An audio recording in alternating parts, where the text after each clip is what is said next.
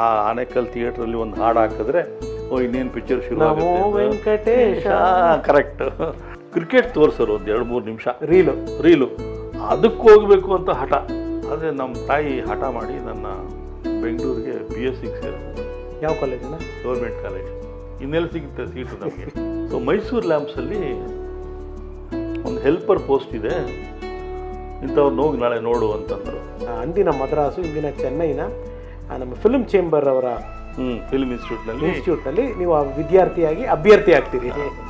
ಮನೇಲಿ ಒಪ್ಪಿದ್ರಪ್ಪ? ನಮ್ಮ ತಂದೆನ ಕೇಳಿದ್ರೆ ದುಡ್ಡು ಕೊಡಲ್ಲ. ಸಿನಿಮಾನ ಹೊಡೆದು ಮನೆಯಿಂದ ಹೊರಗಡೆ ಒಬ್ಬನೇ ಒಂದು ಬ್ಯಾಗ್ ತಗೊಂಡು ರಾತ್ರಿ ಹೊತ್ತು ಹೋದರೆ ಕನ್ಫ್ಯೂಷನ್ ಆಗುತ್ತೆ ಅಂತ ಹಗಲೊತ್ತು ಬಸ್ ಹತ್ಕೊಂಡು ಚೆನ್ನೈಗೆ ಹೋದೆ. 79 ಜನ, 4 ಭಾಷೆಯಲ್ಲೂ ವಿದ್ಯಾರ್ಥಿಗಳು. ನಮಗೆ ಇಂಟರ್ವ್ಯೂ ಮಾಡಿದ್ರು ಪುಟ್ಟಣ್ಣ ಕಡೆ.